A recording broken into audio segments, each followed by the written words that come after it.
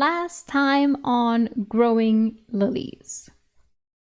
Lily falls asleep on deck and dreams about consuming Earth and drifts out into the open sea since she doesn't know how to anchor a ship correctly.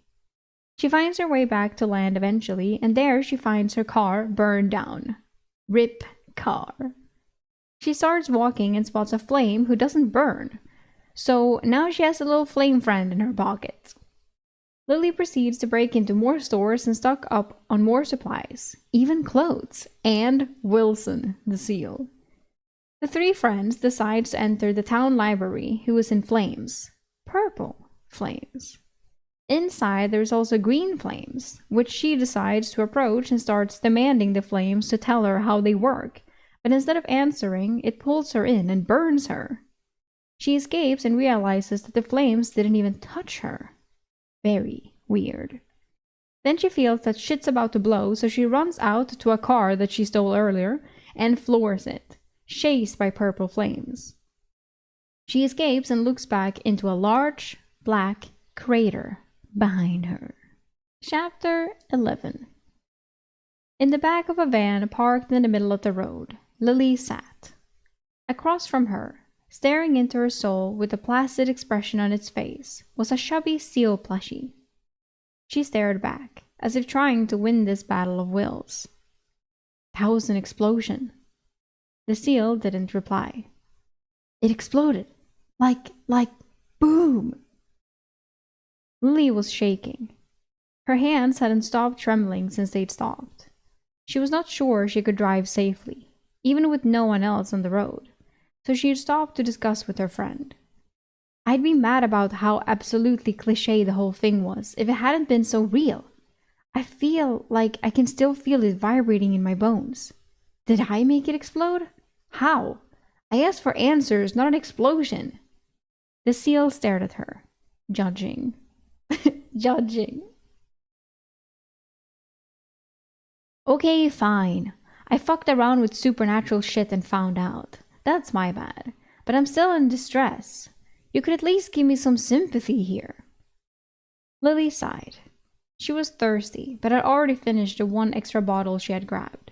Her muscles didn't want to work. She was shaking half as much out of exhaustion as adrenaline.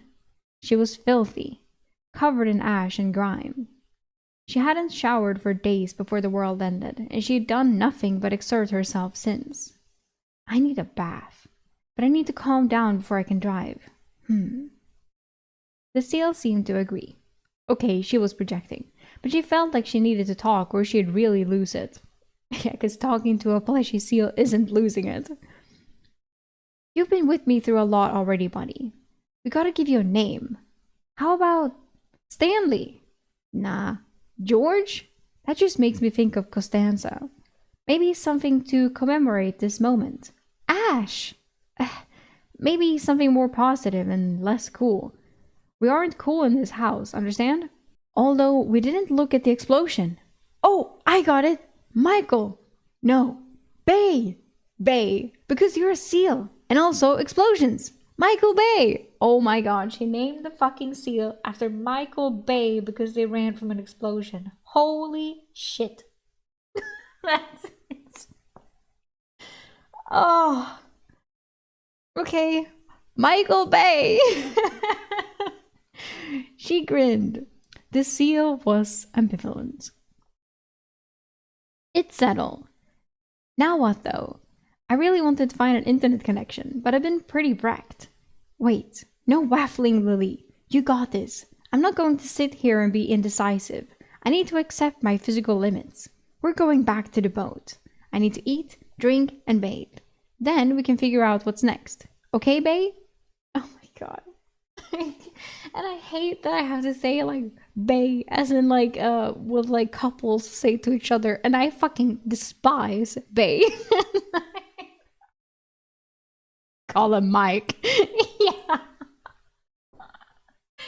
Oh, please, no. With that settled, she climbed into the driver's seat, setting the GPS to take her back to the harbor.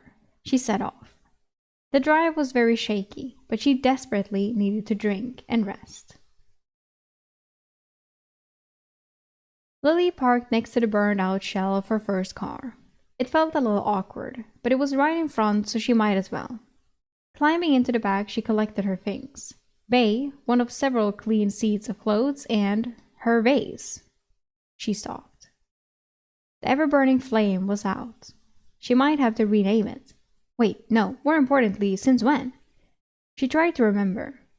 She saw it burning higher in front of the green flames. Why was it out now? Was it out for good? More like never-burning flame. Lily shook her head. Her mind kept drifting because she was a wreck, but this seemed important. She grabbed the vase and climbed out of her van. Oh well, she'd give it a careful examination. Maybe in the bath. But for now, it was time to return to her boat. She checked the ropes holding it to the dock to be sure nothing had changed.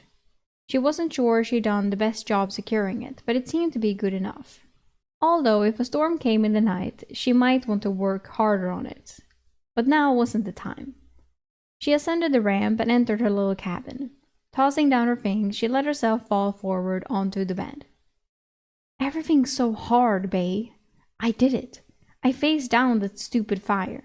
But I can't keep going at this pace. I have limits. Even with plenty of sleep and a nap, my body just can't keep this up. I'm not strong enough. I'm injured. My muscles are worn to the point of barely obeying me. The cold this morning really fucked me up. What can I do? Do I take care of myself first and miss out on my chances to securing a lot of things, or do I keep pushing myself like this? Damn the consequences. Faye seemed contemplative. Well, regardless, she was already here at the boat. She had to do some self-care. So she got up and grabbed a bottle of water. Heading to the bathroom, she started the water running for a bath. I wonder where this water comes from. I probably have to fill up somewhere, right? Lily wished she had a better understanding of the technology that was now so important to her life. Well, she'd just have to learn. When the bath was filled, she got up and did a few last-minute things to prep.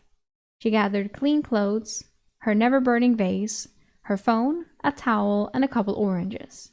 Then she undressed and slowly lowered herself into the bath. The warm water felt like it was melting the tension off of her muscles as she sank in. A slight groan escaped her lips as the feeling washed over her. Fuck, that's good. I can't say things like these. Lily closed her eyes and just enjoyed the sensation for a few minutes. She reflected on her day. She should be proud of herself, right? She had done a lot of good. Well, not as much as the first day, but she was contending with her ruined body. So it evened out. Today wasn't over. She'd figure out something productive she could do when she was out of the bath, too. So why didn't she feel proud of herself? That had been bothering her. She just felt tired. The intellectual part of her mind was arguing with the emotional one.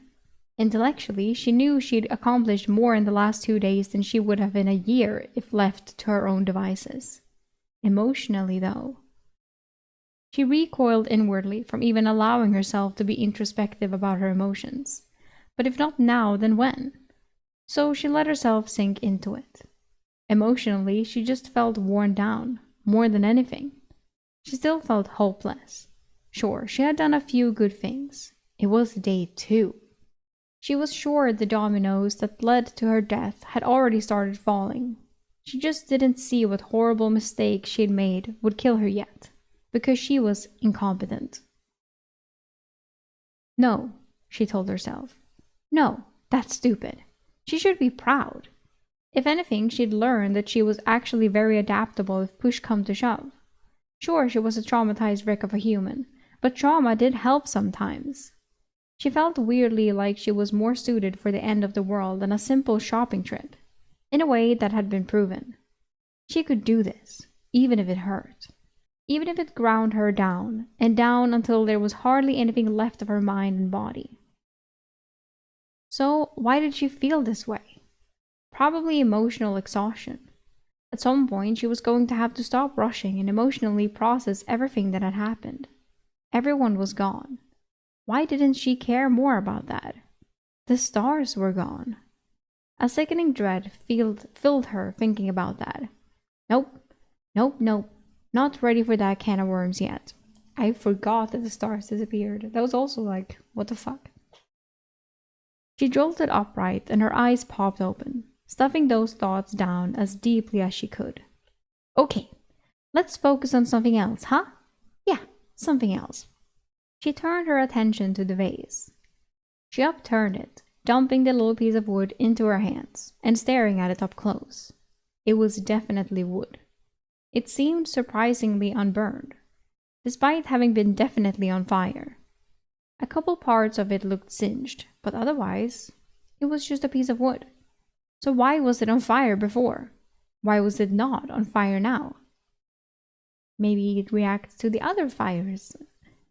Lily stared at it. Okay, this and the green fire had been anomalies. Supernatural junk? Magic? Lily always had felt weird about the idea of magic. In some stories, magic is just an asshole that can make things happen without having to explain them. What kind of magic? That kind of magic was stupid. The other kind of magic, where everything adhered to a logical system of how it worked. Well, it was hard to even call that magic, right? You can use whatever word you want for it, but if it's a natural force that behaves in a predictable and observable way, then magic is just applied science to a system that isn't like the physics of our world, right? Yeah. If you think about it like that, I guess, yes. So, which kind of supernatural was this? Was random stuff happening around her that she'd never be able to explain? Or was this just a new set of rules this world now worked on? If it was the latter, she just needed to understand them. If she could understand the rules, she could work around them, or even use them to her advantage. Fine. She would believe in magic, but not as some mysterious, uncontrollable force. She would learn the rules. She would apply the scientific method, figure out how these anomalies worked, and then do good things with them. Like not exploding. Yeah. I don't know, man. If I was living in the medieval times and someone popped a firework, I'd call it magic, right? Same. But right now, she needed to focus on the wood. It wasn't on fire. Why wasn't it on fire? It had been earlier. She assumed the explosion had somehow made it go out, although that could just be a coincidence. Earlier, she had been able to see something in the air interacting with the green fire. Was that stuff important? Lily took a deep breath. Observation mode, activate. She tried to clear her mind and focus on seeing the world around her rather than being in her own head. Observe everything. Everything. Lily was in a bathtub. It was a nice large bathtub, and despite her being tall for a girl, she was able to fit in it nicely. The water was warm, and steam was rising from it ever so slightly. The bathroom itself was a little cramped between the bathtub, sink, and toilet, but it was serviceable, and each of those things was quite nice despite there not being much space around them. The walls were wood paneling painted white.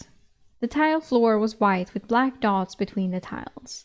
The sink was done in a modern minimalistic style that didn't particularly fit the rest of the room. Her clothes were laying atop the toilet, spread out for her to put on when she was done. The towel was on the floor next to her, with her phone resting on it, and in her hands was a piece of wood. It was small. She could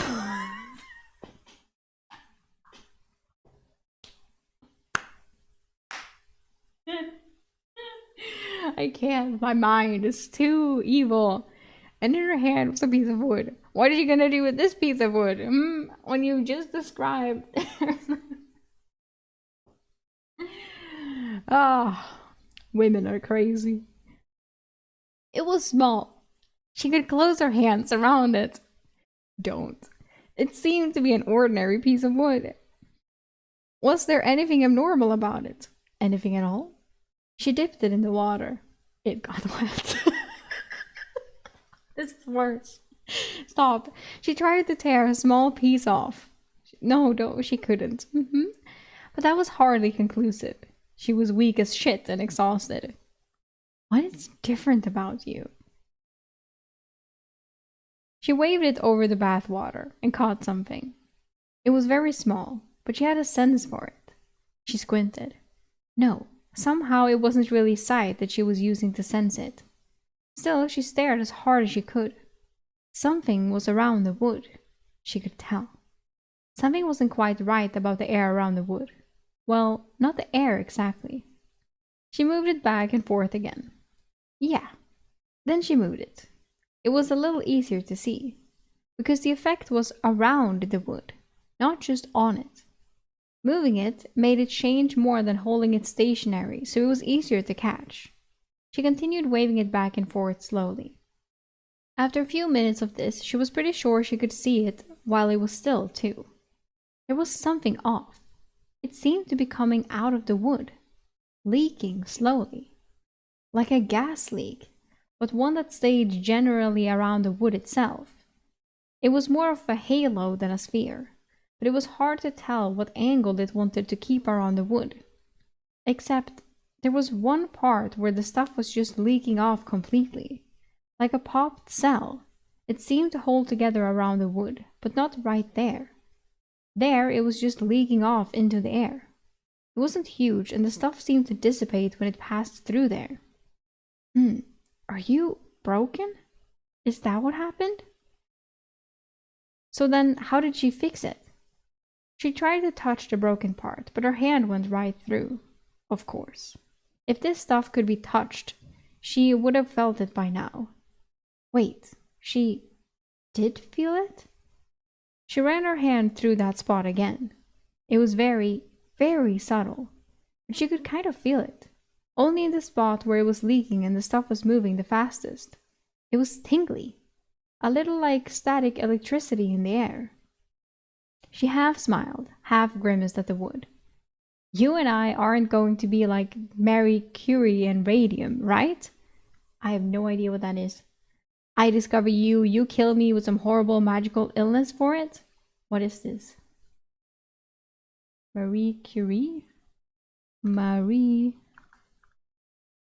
Curie. It's a Polish physician. Radium. She had got a Nobel Prize. She discovered the isolation of radium. Yeah, she discovered radium. What? Okay. And she died in anemia.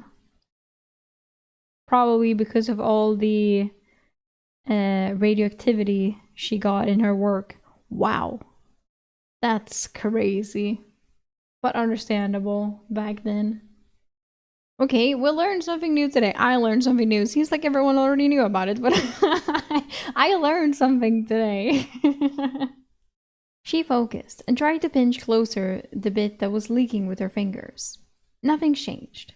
So she shrugged and put the wood down on the side of the tub. Well, I don't have to figure out every mystery on day 2. Maybe I can find another spooky spot and try to repair you there. She sank up to her nose in the bath water. The water was starting to get cooler at this point, but it felt so good to be even sort of clean. This had been the right call.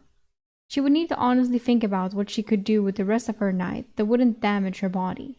If she hurt herself too much, she was going to ruin her chances of survival, preserving knowledge aside. She grabbed her phone and decided to do one last thing before getting out of the bath. Carefully holding it so that it wasn't over the bathwater, she popped open YouTube and looked up how to anchor a boat.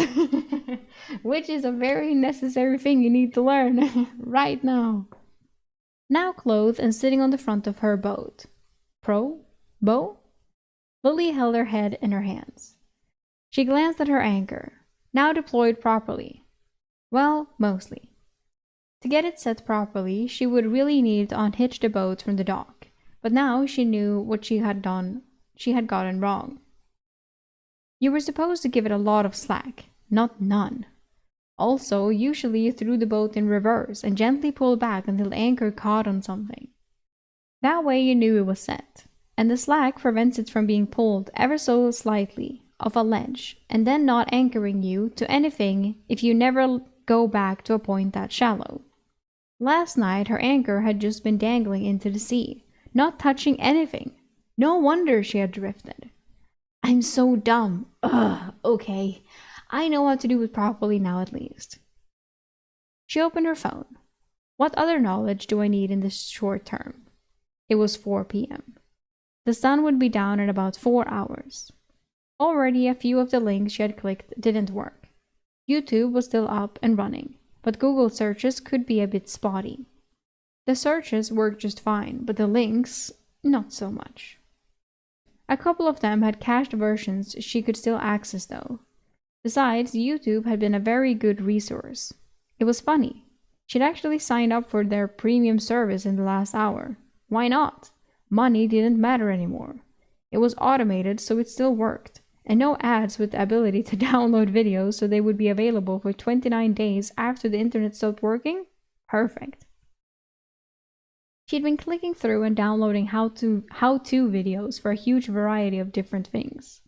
How to install solar panels, how to maintain a boat, how to fill the fresh water tanks in your boat, how to pilot your boat, how to purify water, how to siphon gas, how to grow crops, how to milk a cow, how to care for chickens, and more. Anytime a thought occurred to her, she was popping open the app and downloading the first 3 results for How to X. She would watch them later. Right now, she just had to make sure she had them. She should have done this morning. Clothes or no clothes, going out into town had been stupid. Her body needed to recover. She understood that a bit better now. The bath had been refreshing, but she could have caused permanent damage from overexhaustion or worse. If she hadn't been fast enough, that explosion would have killed her. How to make cheese. How do I make cheese? That was very important to her. Correct. There was a difference between being proactive and being dangerously cavalier. As it is, she was dreading her next step. It was time to take the boat out again, she decided. She was going to drive, pilot, it north along the coast and look for a still standing house with a private dock. She knew rich houses sometimes had them, so if she could find one that wasn't burned down, she wanted to. That would give her a home base to work from that she could access her boat from. Then she'd scout nearby houses in whatever rich neighborhood it was to find one that had an operational internet connection. Or, wait, was satellite internet a thing? It was, right? She would look for a house with a dock and satellite dishes. They might still have a connection. Rich houses were pretty likely to have solar power around here too. All in all, it seemed like a good solution. Lily was sure she'd still have to go out scavenging tomorrow either way. She still wanted a cow or some chickens, and if she waited too long, they were going to be a lot more difficult to find. In the meantime, Lily had a few things to do. She unloaded her van the rest of the way, carefully leaving it unlocked with the keys in the driver's seat. She pulled up the anchor, still kicking herself for yesterday night. Then she headed down onto the dock to untie the ropes holding the boat there. That was quite a process. Would this be so annoying every single time, or would she eventually get used to it? As she was untying the bit from the back, she noticed something. The boat had a name. Well, most boats did, but she hadn't thought to check it before now. I mean, it wasn't really important, was it? Printed on the back of the boat was Beloved Lily. No way. Lily stared at the text. That was a coincidence, right? People named boats after women, so it was just a coincidence, right? Her stomach roiled. It's not a coincidence. Oh, I don't like that. Okay, think, Lily, think. How had this happened? We have magic. Even if she didn't understand the rules of it yet, supernatural things were clearly possible now. So what combination of rules had made a boat appear out of mid-air right when she would need it? That was a lot more complicated than an explosion, or a piece of wood that burned weird. A boat was a boat. But more than that, it couldn't have just been grabbed from her mind or something. She didn't know how it worked, or all the features it had. Not to mention, Beloved Lily. She would never have named a boat that. Not at any level of her consciousness. It was a silly thing to get hung up on in some regards. Really, the boat appearing at all was still a huge mystery. But something about this really stuck in Lily's mind. She had been willing to assume, at least for now, that she had conjured the boat somehow. But the boat having a name like this seemed to contradict that. She had been feeling beyond hateful towards herself when it had arrived. So, what gives? Well, she was sure she wasn't going to get any answers just from staring at it. So she finished untying it and went back inside. She grabbed her portable Blu-ray player and a few things to watch, and sat down at the captain's seat. Making sure her phone was properly downloading videos, she started up the boat and carefully pulled away from the dock and into the harbor. She oriented herself north and accelerated to a nice, comfortable speed. Weirdness aside, she thought she was finally starting to get used to this. I'm not. There's happening things left and right. There's appearing boats. Is the boat sentient? Is the phone sentient? There are different colored flames that do different colored flame things, and people disappeared. The stars disappeared. She dreams about consuming the world like a bacteria. What is happening? I have so many questions. Chapter 12. Lily sat in her captain's seat, with Babe perched precariously on the dashboard to keep her company. An episode of Friends was playing half-watched on the personal Blu-ray player set in the seat to her left. It felt silly, but seeing and hearing other humans really made Lily feel like she was a little more grounded. The captain's room, as Lily had started to think of it, was smaller than every other room on the boat except the bathroom. It had only 2 chairs and was perched up a bit higher than the rest of the cabin to get a better view. The front of the room was a nearly 180-degree view through windows, and on the dashboard there were live feeds to cameras around the rest to get a full 360. The seats were nice, but the captain's seat was obviously better. Lily thought whoever had made that choice must be a little full of themselves. Why not just have 2 nice chairs? True. The room itself was warm and carpeted. Lily thought that was a strange choice for a boat, but no water had gotten in, so maybe it was fine. The wood-paneled walls were present here, but a nice finish had been applied to them rather than paint. It would have made the room feel a little cramped if not for the view out the windows, which Lily supposed must be the main point. She'd been piloting the boat for about 15 minutes now and was getting close to the northern edge of the bay. She hadn't spotted exactly what she was looking for yet, but she also wasn't too concerned about it. There were a shocking number of houses with private docks, and she'd made note of a few that might be worth checking out if she didn't see one with visible satellite dishes and signs of electricity before she got too far north. She didn't know why, but she felt like she wanted to stick around the San Del Mar area, even if not directly in the city. It was familiar, and while she could explore and branch out later, setting up a home base ought to be somewhere familiar, right? To pass the time, she had been trying to figure out what all the tools on the boat console actually did. She was pretty sure she'd figure out the mysterious second screen. It seemed to be a depth meter, showing the typology, was that the right word, of the seafloor around her. She didn't know, but assumed it must use some kind of sonar to get a map of things. The number that she'd been going down yesterday as she approached shore probably said how far away the seafloor was, and so it wasn't directly a measure of how close she was to land. It was related. Her speedometer also seemed to read in knots, which sounded right even if she didn't quite understand. Google said it measured nautical miles per hour. She was unclear why that wasn't the same as just miles per hour, but it wasn't terribly important right now. Maybe it was because waves might change the distance to your destination, so it's how fast you moved through the water specifically? In either case, now that she knew, knots was a really cute term. Her perception of sailors as hardened, salty men with no sense of humor was wavering.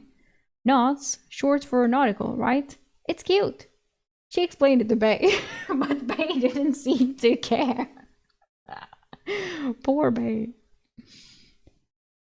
She had turned on the other screen as well for the compass. She wished she could break into it, but she really had no idea even where to begin looking for a password for a device she didn't own. She had checked all the drawers and cabinets of the boat, and while there had been a surprisingly robust set of tools and items available, no notebook full of passwords or anything like that. She did have a full set of cooking tools though, as well as general tools. Hammers, screwdrivers, Allen wrenches, all sorts of things. Whoever owned this boat before her had been well prepared. If anyone had owned this boat before her, that was still really bothering her. Beloved Lily. It was as if this boat existed just for her. How was that possible? She was learning more about the anomalies now, but there seemed to be two very distinct varieties, right? The business with her cell phone and the boat showing up were one thing. The green fire and her never-burning flame were something else. The latter seemed to be natural phenomena that just existed now. They worked on rules, even if she didn't understand them. She was pretty sure that with time and patience, she could figure out that magic. But the rest didn't make sense at all. Her phone leaving her life saving messages at just the right moments was not just something naturally happening. Neither was a boat appearing out of nowhere. Even if she assumed that she tapped into the natural magic unconsciously, it didn't seem to add up. She wouldn't have known about events before they happened. Not to mention, the messages seemed to go against her direct wishes in the moment sometimes. When she couldn't get a boat, she hated herself so much she wanted to die. But the phone had saved her. The boat had saved her. It wasn't some kind of subconscious self-interest. She was pretty sure. Plus, beloved Lily. Why did that bother her so much? It really stuck out. It was like an itch in her brain she couldn't quite get rid of. I think it's because it's the first thing I've found that I just can't square away as something that came from me. I would never think of myself like that, not in a million years. It was kind of sad when she said it like that.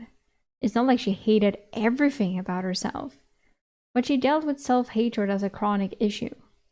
There was no layer of her mind that would have thought like that. She was very sure. So it was the first magical occurrence that she felt very clearly came from something that wasn't natural, but also wasn't her. The other obvious thing was right in front of her. She stared at the password screen. If she had conjured this boat, she should know the password. But she'd already tried all her regular passwords, and none of them worked. Hell, the little device had locked her out for 5 minutes. She had been watching the lockout timer tick down for a while now, and it was about to finish. Having gone through this train of thought, Lily was pretty sure she knew what it was now too. She just wasn't happy about it. As the display cleared, she reached over and typed the password. Beloved Lily. Because of course it was. The display opened right up. Lily let out a sigh. Of course. That didn't make her feel any better about this. The point of a password would normally be to keep intruders out, right? So why would it be the name of the boat? No, this was a checkpoint. She felt like someone was asking her, Did you see my message? Did you get my gift? Did you see how I protected you? It was an uncomfortable feeling, but at least now she had access to the last bit of the boat she didn't have before. She clicked through the device using the touchscreen. It seemed to be running an OS like a phone, but not one she was directly familiar with. It had a number of apps, though, that seemed to give information about the onboard devices. Clicking on the one labeled Water Services, with an icon of a drop of water, she saw that it was basically what she expected. It said that the onboard tanks were 83.2% full. There was also a little bit that read that it was generating water somehow. She wasn't sure what that was about, but sure enough, she saw as it ticked over to 83.3% full. So she wouldn't need to worry about refilling it? She might have to watch some kind of filters or something. She made a mental note to check into that later. Power Services showed a very similar layout. She was generating power, and there was a battery capacity. It also showed the boat's fuel, which seemed a little odd to her because there was a fuel gauge on the dashboard. Maybe she could access this app remotely with a little effort? There were a lot of other apps here too. She closed her eyes and took a deep breath. Overwhelming. It was so overwhelming. What was she supposed to do? She spoke out loud, sure that she was just speaking to herself, but needing to say it anyway. Whoever you are, thank you for your help. But I wish you'd just identify yourself. I scare easy, you know? Maybe that's why the person do not want to identify themselves. Hmm? The sun was getting lower in the sky, but ultimately that worked to her advantage. Lily was sure she would have missed it in the full brightness of daytime. She found a house that looked exactly like what she wanted. There was a large enough private dock she thought she could stop her boat there, and it was lit. A lot of docks had been low, and she was starting to think that the lights had individual little solar panels on them a lot of the time. This one included. But more than that, up the dock and some stairs, nestled up in the thick tree cover, was a house. The lights were on, otherwise she was sure she would have missed it. And there, on top, barely peeking into view, was a large satellite dish.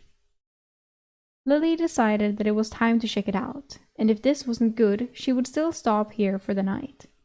No sense driving her boat around at night when she wasn't really sure what made the safe or unsafe, or what precautions to take. She was dreading docking her boat, but it was actually a little easier the second time. The dock not being partially burned out helped too. She made sure to open her phone and follow the on-screen note directions again, rather than trying to remember. She was trying very hard to not take any stupid pointless risks. The house was locked, because of course it was. It was also a lot bigger than Lily could see from shore. But big wasn't a bad thing. She would need a lot of room for all the things she wanted to do. Heck, over time she might even expand into the houses next door. For now, though, she had to get into this place, ideally without breaking anything. So her next step was to go around and check the windows. Finding an unlocked window was easy. So was popping the screen off of it. The problem was, what then? The window was off the ground, and she was pathetically exhausted. She tried to hop up and pull herself onto the windowsill, and it wasn't even close. She couldn't lift her body weight with just her arms right now, so then what? Lily looked around the area for something she might be able to pull over and stand on, but nothing obvious jumped out to her. She might be able to get something from her boat, but even if the furniture weren't nailed down, could she really carry something like that upstairs right now? No, she didn't think she could. This is so pathetic. It's right there, Lily whined to herself. She decided to walk around the house until she could find something she might be able to stand on. Getting around to the front of the house, she spotted some lawn chairs. Grabbing them, she brought them back to her open window. She had to awkwardly stack them on top of one another, but with the boost, she pulled herself through the open window. She promptly fell onto her face from window height. Scrambling, she toppled forward and landed on her back, looking up to the ceiling. Ow, can I please stop getting hurt, huh, world? Lily lay there, breathing hard for a few more moments. Then she gingerly sat up. Her back hurt, but she didn't think she'd left any permanent damage. She was in a bedroom. It seemed to be a guest room of some kind. She was sitting on a light blue carpet in a white room. There was a queen-sized bed in one corner on an ornate-looking bed frame. It had light blue blankets and white pillows that complemented the style of the room and evoked a mental image of the sky on a clear day. Apart from that, there was a lamp and a small end table near the bed. Otherwise, the room seemed empty. This some kind of bed and breakfast? Lily carefully got to her feet and made her way to the door. She opened it and found herself in a short hallway. To her left was an open area with a door that led outside, and directly across from her was a small bathroom. No shower or bath, but a toilet and a sink with a counter. Given the things on the counter, it seemed like it was mostly used for applying makeup. Lily knew almost nothing about makeup. Lily went into the next little room and unlocked the door. Then she headed into the house proper. This was apparently a very small little area because taking a step into the main foyer was shocking. It was at least 30 feet from wall to wall, with a huge staircase leading up to a second floor. The door into the front yard was there, so Lily unlocked it and moved on. She was thankful the lights were all left on, otherwise she'd be getting a little scared right now. Behind the foyer was a massive room that had an open view into the kitchen, as well as a huge TV on the far side with a couch in front of it. Lily immediately got a little excited. It was like her own little personal theater. Geez, rich people are something else, but I can't complain now. Across the room was a sliding glass door that opened into the backyard, and she could see the path down to her boat from there. So Lily approached it and unlocked it. Then she went down to her boat and grabbed a few things. A laptop, one of the external hard drives, a few flash drives, and her phone. She headed back up into the main living room. She wasn't totally sure that's what this room was called. Heck, it included a kitchen. But she decided that's what she would call it. Sitting down on the couch, she popped open the laptop and searched for a Wi-Fi signal. There was quite a strong one. Password protected. Ugh, of course. She would have to track down the Wi-Fi router and do a factory reset or something to get in. Unless these people had a sticky note with password or something. Fortunately, it should be in one of the central areas of the house, so she went looking. During the next hour, Lily found the router and set it up so she could use it. The house did indeed have a satellite internet connection.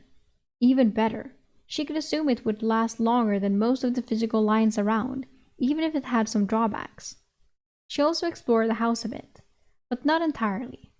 From what she could tell, this place was beyond massive.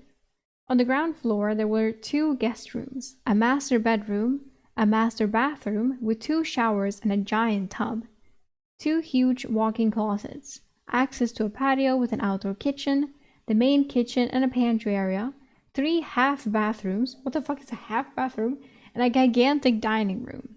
Also an elevator. Huh? She briefly went inside to check it out, but decided not to go anywhere. Stairs were better. If something went wrong, no one would come to help. Yeah, fuck, I wouldn't get close to that elevator. Stairs, please. There was one thing that bothered her a bit. The elevator had a basement button, but she couldn't find a door that led down there. That creeped her out big time, so she decided she'd explore it some other time, along with the second floor. Honestly, I can afford to explore my big spooky mansion during the day, can't I? With that, she set her laptop up to be downloading things. She had a lot queued up. Media ripping software, a couple of her favorite shows and albums, tons of books from Audible, Microsoft Visual Studio in case she needed to do some simple coding, and a bunch more. Or she's a coder, she's a programmer. When she was satisfied that she had at least 12 hours of download time ready to go though, she went back to her boat. She didn't know why, but her boat felt a lot more safe and securing than the big mansion. So when it came time to relax and retire for the night, she went right back to it. She chanced a glance up at the sky, and swallowed the dread that filled her upon seeing there was still no stars. She really, really didn't want to think about what that meant. Was the rest of the universe gone, or could she not see it? Why? She didn't want to think about something that could affect the entire universe. It was too scary. She focused on getting down to the boat in the dark, and closed herself in her little cabin so she wouldn't have to think about it. She set up her little Blu-ray player on her bed, gathered Bay up and found a good spot near her pillows despite the ash still coating him, and retrieved her Switch. She also took a moment to grab some food. It had been a long day. But she had bowls, cans of soup, and a microwave, so she opted for that and some fruit. Not exactly a dinner fit for a queen, but it would keep her nourished for now. For dessert, she even snacked on a few of the hostess treats she'd snagged from her first home invasion. So there she lay in her comfy little bed, watching silly television and playing on her console. It was a stark contrast to how she'd ended her first day, asleep on the little couch and then outside on the deck of the boat. She was still a mess, and there were a lot of questions to answer. She wasn't out of danger completely yet, but she had worked hard today and things had gotten marginally better.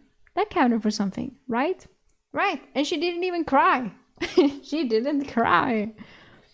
Tomorrow she would wake up early and go looking for farm animals. She wasn't sure where she would put them in regards to this mansion, but she would figure it out. Then, who knows?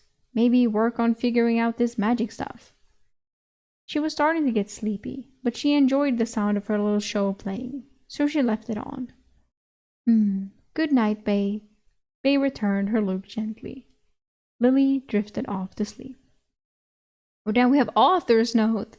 Author note. We've just passed 1,000 views here on Scribble Hub. Thank you all so much for reading my work. It means the world to me. I've really been putting my heart and soul into writing it. The positive response I've received has been far away more than I ever imagined. From here, I'll continue to do my best to put out the best story possible. By the end of today, I will have finished writing 1.18. 1 point. I've been working very hard, and I just want you all to know that there is a lot more of this story to come. Yay! Now that this platform is caught up with the up-to-date chapters, you can count on chapter 3 times a week moving forward. Tuesday, Thursday, and Saturday for the foreseeable future. I don't normally like doing calls to action, but this is how our little internet world works, so if you want to support me financially, please consider giving the story a rating, a review, or share with anyone who might like it. I appreciate you all. Thank you! Thank you! Chapter 13. Lily rose to wakefulness slowly. She didn't feel extremely rushed this morning, which was a welcome change. Maybe she wouldn't even need to sleep 3 times today, since she had gotten a nice full night. Rolling over, she poked Bay on the nose. Good morning, Bay. Did you sleep well? He seemed well rested and dirty. Very, very dirty. Bay was still coated in purple-black ash from yesterday, and it had gotten a bit on her blankets as well. But Lily didn't care. She could clean up later. For now, she was just grateful to be finally in a good position to start a day. She rose from bed and headed into her little kitchen. A big bowl of cereal and an episode of her new favorite, only accessible, sitcom later, she was feeling more ready. She grabbed a rock star and headed into her new mansion. Her new mansion. Her new mansion. It still didn't feel real. Well, technically everything was hers now. Or at least the concept of hers and not hers didn't really exist anymore. Unless she found anyone to argue the point. Admittedly, a small part of her was still expecting the people of the world to pop back into existence. But how likely was that? Well, about as likely as them all disappearing in the first place, Lily supposed. But that was a bridge to cross when she came to it. Entering the massive main room of her new base, Lily hopped down onto the couch and grabbed her laptop. Downloads had been progressing slowly but surely. She added a few more things she had thought of overnight. In this case, a batch download of retro ROMs. Those games would be so hard to find once the internet went down. She'd have to source someone with a physical collection, hope they had it, and then dump the data. But she could get them now nice and easy, so she did. From there, she walked around aimlessly for a bit. There were big solar panels on the roof, but she was hoping she would find a display that would show how much power was being used. If it was going down from being totally reliant on the panels, she would need to source some more. But no such easy-to-find readout appeared before her, so she shrugged and gave up. Plenty of time for that later. The house was arranged in roughly an H shape, at least on the bottom floor. The 2 points in the front of the house were garages, so she was hoping she could find a vehicle in one of them. And keys. She would love to find some keys and not need to search the whole house. But before she did, she wandered over to the fridge to see what was available. It was a little frightening on some level how easy it was getting to casually exist in someone else's home, but she was getting used to it. Adapting. Yeah, I'm adaptable. That's what I learned yesterday. No, you're a criminal! The fridge was absolutely loaded with ingredients. Lily didn't really know how to cook. It seemed like whoever had owned this house before had either been a chef or a hired one. She'd have to see what she could do with them before they went bad. After all, it was going to be a lot harder to find anything not pre-made for a while, starting soon. Maybe she should move some of her loot into here. In either case, next she needed to come up with a plan for the day. Operation Secure Livestock. How many would she get? She wasn't sure she wanted more than 1 cow. They were pretty big. But she could probably get together a number of chickens. It was really, how big did she want the number to be? How many eggs did they lay? Did she need a rooster to get them to lay? Or just to make more chickens? Did she want to make more chickens? She sat back on the couch and pulled out the laptop to do some research. Lily had spent 2 hours longer than she expected learning everything about chickens, and hadn't even gotten into cows. She still felt woefully underprepared, but she decided she had to get moving before it got too late into the day. Luckily, there had been 3 choices of vehicle in the garage, and all of them had keys. Well, keys by the garage door, but she had found them easily enough. She loaded Bay and her never-burning flame up into her new ride, and set off in her new soccer mom SUV. She had a decent idea of a rural area to check out, but she wasn't really sure what to expect when she got there. It was only a 45-minute drive, though, out to what she understood might be vineyard country. At least Google told her there was a vineyard and a couple ranches, and that made her think it must be a wealthy farming area, which is just what she was looking for. How is she gonna transport the cow and the chickens? In the SUV? Like, what's the plan here? Unfortunately, on arrival, she learned that scouting richer rural areas was a little difficult, mainly because most of them had a lot of land and fences. Fences that bordered the land, and it made it really difficult to see what exactly was on the property without going in. Lily didn't really want to go in without being able to see inside, but it's not like they would have loose dogs big and scary enough to mess with her in her mom-mobile, right? Mom-mobile. She decided to keep driving until she saw animals, since she figured she would at least be able to see a cow pen or something from the road. But as she continued down the road, she encountered a different problem. The fire had beaten her to it. After a certain point, everything was burned to ash. Huge swaths of land were just black and burned. Such a waste. I bet it's like this all over the world, too. With a sigh, she started to turn around when she noticed something. In the distance, there was a spot of sharp contrast against the burned-out remains of whatever farm there had been. It looked like a perfectly circular spot that had just not burned. It was entirely unharmed. Lily sat there staring at it for a moment. Maybe it was another spooky spot. Do I investigate or turn around and look for animals? Oh, who am I kidding? I've got to check it out. Lily drove her car to the closest spot it could reach without going off-road, then parked and grabbed her never-burning flame. She wanted to see if it would react, or if she would have better luck learning about it in an already supernaturally inclined environment. Getting to the spot was surprisingly tricky. Lily was wary of each and every step. She was scared she would find a spot that was still hot, or even just step on nails that the fire had left behind after burning the surrounding wood.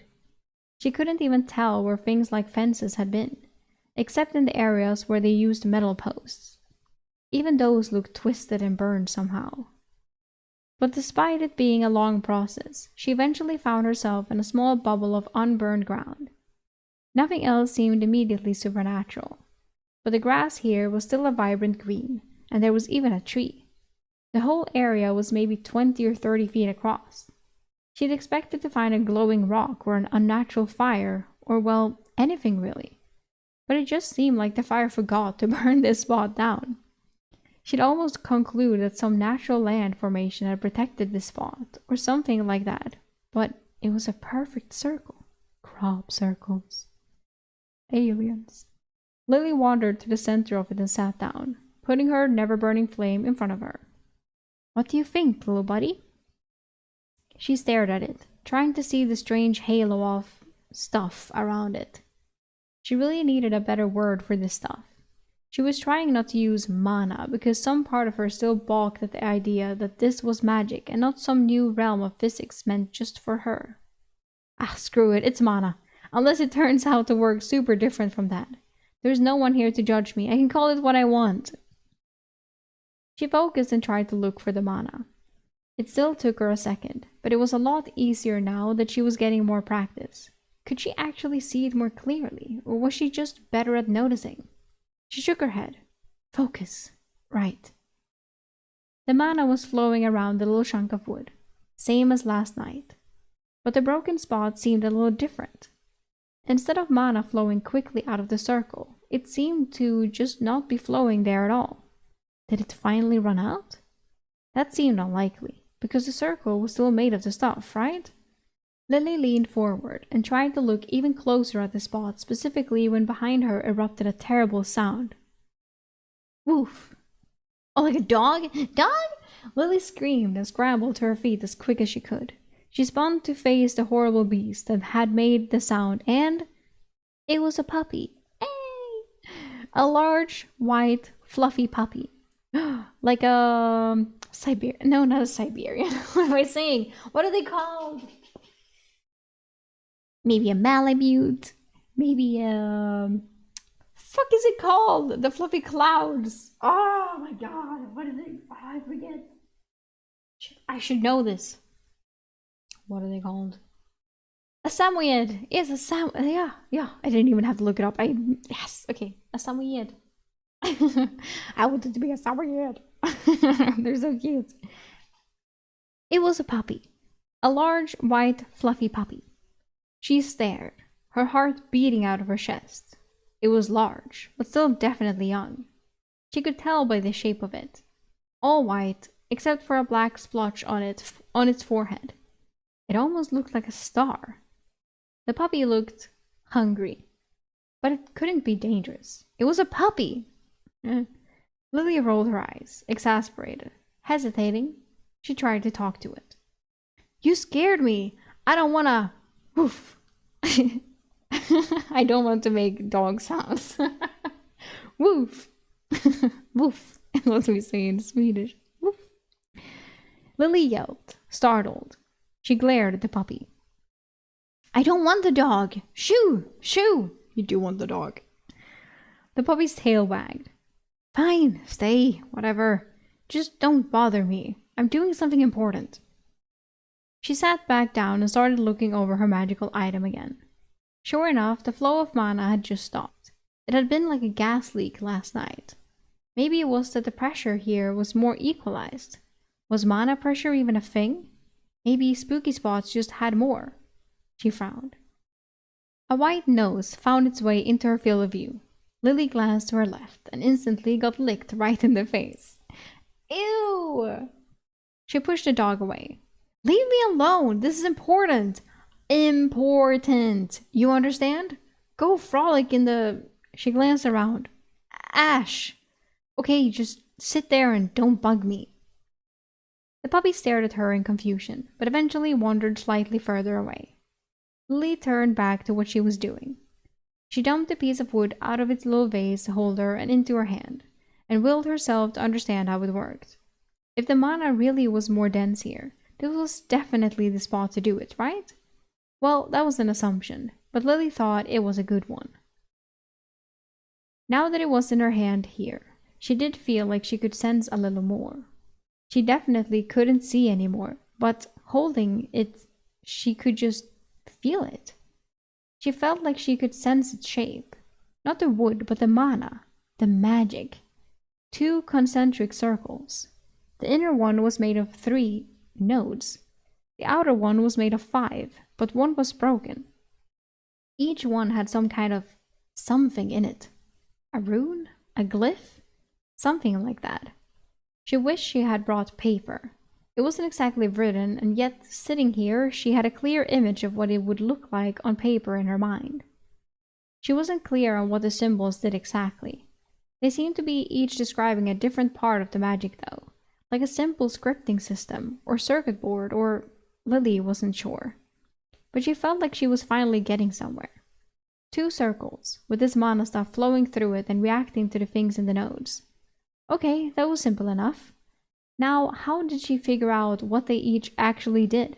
How did she fix the one that was broken? She could sense where it was broken now. The thing inside the node was fine, but the circle and the node itself had shattered there. She had the rest of it to reference though. Most of the nodes looked the same, although a few of them were slightly different. Still, if this one was one of the generic ones, it should look just like the one across from it, right? It was just continuing the pattern. It should look like... The flame burst to life in Lily's hand. She screamed and threw it away from her. The ever-burning flame landed not 5 feet away in the grass. Lily panted as she looked at it, then laughed at herself. It hadn't been hot. Of course it hadn't been hot. It hadn't before either. She turned to the puppy, who was looking at her quizzically. Ha! I did it. Look at me go. I just threw my first fireball. How's that for? Woof! Lily yelped. An hour later, Lily still had not moved. She wanted to make sure she had memorized every little aspect of these circles before she headed out to finish her work for the day. She would definitely be experimenting with those more than she got home. Maybe she could draw them out in a notebook. She had also started to suspect she knew why this spooky spot didn't house an anomaly, or rather, she thought that she had been wrong about that, because when her ever-burning flame was close to the puppy, it definitely grew larger. Only a little bit. It was subtle, so she didn't notice it at first, but after some experimentation, she was pretty sure. She didn't see a circle around the dog or anything like that though, so she wasn't entirely convinced. Maybe an anomaly had happened to the dog, like an alteration spell or a buff or... She glanced around. A protection spell? Don't take this the wrong way, but are you like fireproof? The puppy stared up at her, panting slightly. Well, that was one hypothesis she wasn't about to test. Still, what should she do? On the one hand, she wanted to learn everything she could about this stuff. On the other hand, she really didn't want the responsibility of an animal. Well, she didn't have to make this choice right now. What the fuck? What do you mean you don't want the responsibility of an animal? You're here because you want to get cows and chickens. That's responsibility of an animal, is it not? She could go get her chickens and cows, and then decide whether or not to circle back for the dog. Yeah, that makes sense. No use dealing with a puppy all day if she didn't need to, and it's not like the puppy would likely go anywhere. So she started back to the car. The puppy followed her. About 30 feet outside the circle, she turned and glared at it. I'm not taking you. Go back. Stay. Shoo! She turned and started walking again. The puppy followed her. Fine. Is that how it is? Lily broke into a run. She ran as fast as she could. Immediately she realized this was maybe a mistake. Her body was still pretty weak, but she could outrun a puppy, right? Lily could not outrun a puppy. She got to her car, taking gasping breaths, and immediately doubled over. The puppy was sitting by the front door by the time she reached it. Lily took a minute to catch her breath, glaring at the little dog. It wagged its tail. Lily spoke to it through gasping breaths. Well, I'm not taking you with me, just because you made it here, you little wretch. She opened her door and got in, closing it behind her. There was a whine from outside the door. She started the car. There was a louder whine from outside the door. Lily carefully pulled away. She glanced in her rear-view window. The dog followed her, running as fast as it could. No, this makes my heart hurt. Don't. It will stop and turn away. Any second now. The dog did stop. It sat in the road and looked so absolutely heartbreakingly pathetic. No, not pathetic. Oh, poor doggy. Lily pulled into the ranch and found a good place to park. It didn't look too fire damaged. Honestly, Lily was more excited to look into magic right now than collect animals, but the animals were time sensitive. Magic probably wasn't. Come to think of it, where am I even going to put chickens in the car? Right? That's what I said. And a fucking cow. She looked over her vehicle. It wasn't small, but having a bunch of live, loose chickens in here sounded a little scary. Maybe she could find cages around here or something. Bay, sitting in the back seat, caught her eye. He looked smug. Bay is so expressive. Oh yeah, laugh it up, buddy. I'm the one who has to clean you up if chickens poop on you, so you better be hoping I'm less tired tonight. You could at least give me some Woof! Lily yelped. The puppy in the seat beside her, carefully buckled in, wagged its tail. No way! Magic puppy! Who's looking pathetic now, huh? Hell yeah. Puppy acquired. Chapter 14. The ranch gate opened onto a large courtyard in front of a very nice-looking house. Lily made a note that if she ever needed a ranch base to come back here. 45 minutes was a bit of a drive, but it was worth it for the right location. Plus, maybe given enough time, she could expedite it. Speed limits were more of a suggestion now, after all. The courtyard was divided up in 3 segments, with a road leading to a roundabout in front of the house. In one segment was the home, in another was a large garage and workspace, and in the last was animal pens, a whole lot of them from the looks of it.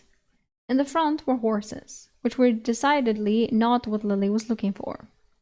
She thought she could see sheep from here too. Not that she needed wool. Yeah, but sheep are so cute.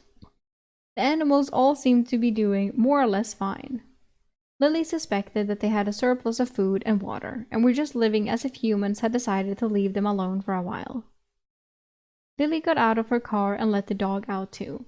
If it wandered away, she'd know to come back here or the other spot to find it. Also, now she wants the dog. But she suspected it was set on following her, so she didn't worry too much. Instead, she was focused on the task at hand. She wanted chickens, and a cow, eggs and milk, staples. Although, if she was already here, she might consider finding all the food and water stations for the various animals and filling them up too. She couldn't fathom needing wool, or a horse, or killing and butchering a pig. But that didn't mean she wanted to forever close the doors that would lead to those options. With that in mind, she continued forward. She glanced down at the puppy, who was toddling after her, wail wagging merrily. So, I don't know how to be a farm girl. Were you a farm dog? Of course, there was no reply. If this dog ever started talking to Lily, she'd know that she finally lost it for real. Although, she glanced up at the sky. The blue sky looked perfectly normal for the daytime, but she knew that past that lay nothing. She wasn't quite sure if that was all in her head. After all, if everything else in the universe vanished, wouldn't gravity and physics have completely fallen apart? So, doesn't that mean it's all in her head? Not to mention all of the magic. The dog bit at her pant leg and pulled her forward a step. Lily realized she had stopped walking and had been standing there with her hands clenched for some time. She shook her head and snapped out of it. Thanks, little, boy? Girl? Well, I'm sure we'll find out later. Lily shrugged and took a better look around. She did see what looked like a large chicken coop from here. Assuming she knew what she was looking at, of course. Otherwise, there was a pen with pigs and another with goats she hadn't seen before. Oh my god, goats! Along with all that, there was a pond and a dog kennel. Whoa! Lily froze. More doggies! But her puppy friend didn't seem to be reacting at all. Maybe it was empty? She stared. It was just one of those old igloo-style dog houses. Lily crept forward to see if she could spot a dog. A long neck suddenly looked around the side. A hideous face with a beak. What the hell kind of a dog is that? Oh. A duck stepped out of the igloo. Ah! Huh? Okay, that's not what I expected. Oh my god, ducky. Another duck stepped through. There were 6 in all, but it took Lily getting close and looking inside to see them all. It seemed they lived in the little igloo next to the pond. That was pretty cute. Wouldn't ducks, fly away though? What had happened to the dog? Lily had so many questions. The puppy bounded forward and barked. The ducks, startled, let out a squall and scrambled back into the igloo. When the cheeky little thing had the gall to look up at her smugly, as if waiting for praise. Look, I need you to not try to impress me so much. We have a business relationship. Let's keep things professional, okay? You're here to be inspected for magical anomalies. When I'm sure I can't learn anything more from you, I'm releasing you into the wild. Got it? The puppy continued to stare, tail wagging hopefully. Okay, but that was pretty cool. Help me wrangle some chickens and we'll talk. We'll talk. Lily turned to what she thought was a coop, leaving her canine cohort behind. The puppy was circling the dog igloo, making a game of corralling the birds. Maybe it was part shepherd. Either way, it was running around like crazy. Just watching it was making her tired. She couldn't remember a time she had had that much energy. The good news was, her hunch was right. This outbuilding did seem to be a chicken coop. The bad news was there was a lot of chickens inside. A large red chicken house, complete with a little ramp to get in and what appeared to be an electric door, housed a lot of chickens. How many? Conservatively, Lily estimated it was a shitload. At least 30. The entire area was fenced in, which was good because there was a very, very large mean-looking rooster sitting right in the middle of the chicken run. Listen up, hound. This is the plan. I'm gonna open the gate and just try to snag 3 birds. Just 3. The rest we can figure out how to feed and water, but they can stay here, okay? Because if we need more, we can just come here, right? The puppy didn't respond, but it looked like it understood at least what Lily was about to do. Something. She flung open the door to the pen and stepped inside. Instantly, there was chaos. Well, that's how it felt to Lily. Chickens were everywhere. She stepped forward and tried to grab one, but the little jerk ran. She always thought of chickens as being docile and slow. No, they're horrible. So she took a few steps forward and went for another. But now they were all milling about. There were a lot of them. On top of that, the disturbance had been noticed by the rooster and... Caw.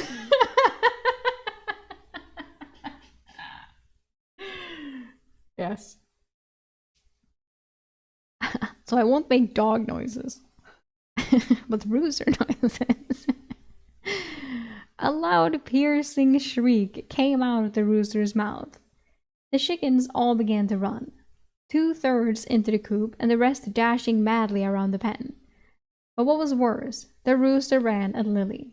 She screamed. That thing was a freaking dinosaur. It was charging her. In the last couple steps, it flapped its mighty wings and brandished its spurs. Lily thought for sure she wasn't getting away from here without some bloodshed. But then, the dog jumped in.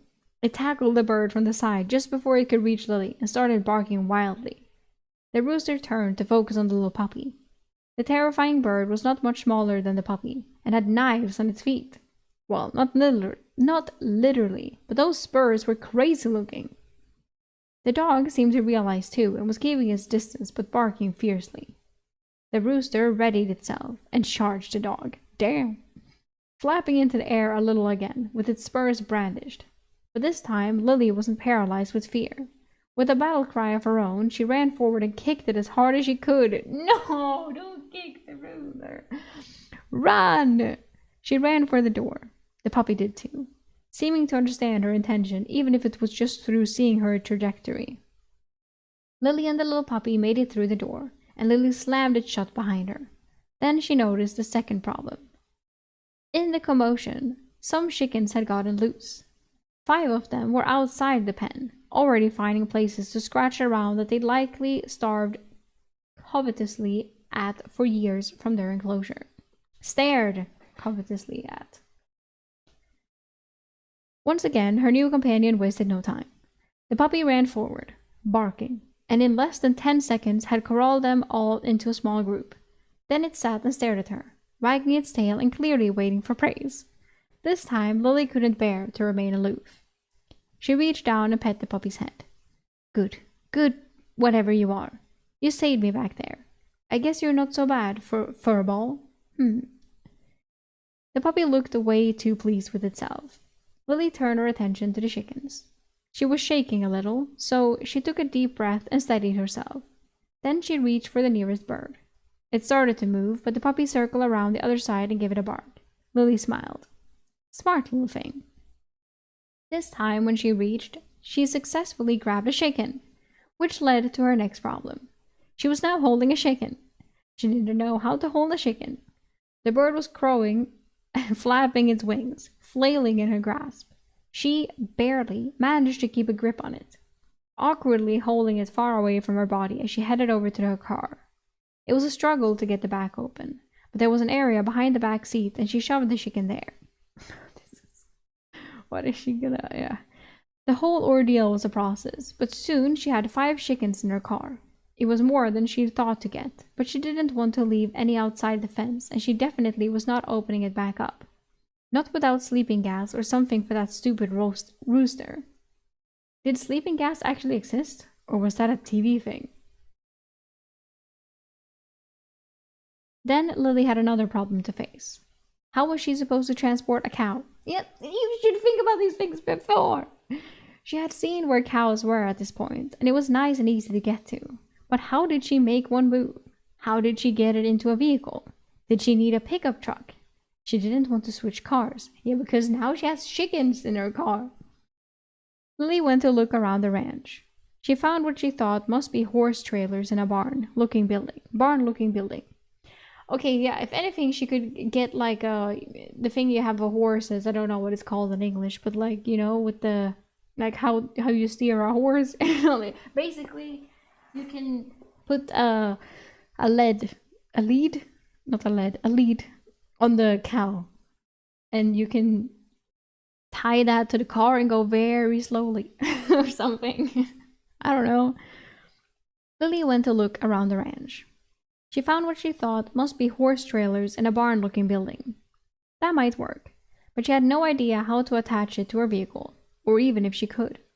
Could her mobile actually pull something like that? What if the answer was yes, but only for a little while, and then she broke down in the middle of nowhere? On top of that, even if she did it successfully, being on an actual ranch was making her rethink the plan of having a cow in her front yard. Even if she found a way to make it not wander off, she didn't have any of this fancy equipment, and collecting it was going to be a lot. But they were already penned in here. Maybe she could just come back and learn how to occasionally take care of them here.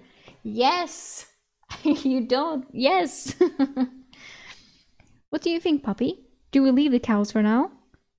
The little dog gave her a confused look. Lily sighed. Well, I can't expect you to always understand me. Come on, let's go learn how to feed and water the animals. Then we can go home. Feeding and watering the animals was surprisingly easy. Google said that almost all of them just ate the grass. That would explain the lack of obvious food throws, and the fact that the fields seemed much too large for each group of animals at the first blush. Things had to grow faster than they ate. Watering was similarly simple. The property had a huge water storage container on it. Lily figured it must be fed through a well or something, but resolved to double-check it in a few days to see if it was depleting at all. But pipes ran from all over the property and automatically filled animals' water. Handy. Lily had been right to try and find a rich ranch, right? Even if they had the world's biggest, meanest rooster. Really, the only complication she had run into was that she hadn't known what an electric fence looked like. Lily now knew what an electric fence looked like. She also knew what one felt like. So with the animals taken care of as best as she could understand, she loaded her companion into the car and started the long drive home. The ride home was turbulent. The chickens did not stay in the back, so Lily got jump scared a few times. Thankfully, after the third, the puppy started making a game of keeping them in the back seat. The little thing was smart as a whip. Was this normal for a puppy? Lily had never owned one. She didn't know how old it was either. It was clearly not a newborn, but definitely not an adult yet either. It still had that puppy-type shape. I really should think of something to call you. Just puppy or dog feels pretty weird, but I don't know if you're a boy or a girl either. I guess it doesn't matter. Humanity is gone, so gender norms are out of the window too. She hesitated. That still felt a little weird. Well, the weirdest part was really that Lily was getting used to it. That was uncomfortable in and of itself, but she shrugged it off for now. She was still riding the high of a mission mostly successful. What about Napoleon Bonaparte, huh? Lily glanced at the puppy. She could swear it rolled its eyes at her. She looked at Bay in the rearview mirror. He had a chicken on his head and was looking unimpressed with her joke. Oh, fine, you're no fun. I could call you Wrangler, 'cause you did so well with the chickens, or Rocky, 'cause you fought off that chicken. We could do a training montage to Eye of the Tiger together. Oh my god. Or maybe just you. I'm not convinced my body will ever recover from all this new exercise as it is. Lily sighed loudly. She was pretty tired again. Despite that, she was determined not to fall asleep again today. Not until nighttime. Fine. Not Rocky. Maybe I could name you after something I miss. or will miss. Ice cream isn't a great name. Soft serve. Soft for short? No. Do you have any input? Woof. Thank you, but I'm not calling you that. Give me a chosen name in English and we'll talk about it. Lily laughed. She felt like she was onto something though, but she hadn't quite figured it out yet.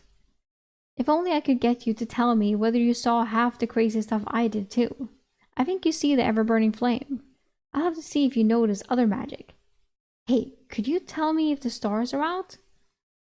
Lily's mood had gone sour, but she glanced at the dog anyway. It was staring up at her with interest, and she suddenly knew what she would call it. It's so obvious. I'll call you Star, of course. You've got that stupid-looking mark on your forehead. It's meaningful enough to me. I love that in the beginning, when every human disappeared, she was so sad about people's pets that she didn't even want to think about it. She didn't want to think about it. She was like, no, it's too heartbreaking. Oh my god, the poor pets. And now there's a dog and she's like, oh fuck, I hate this little thing. He's like, I hate it so much.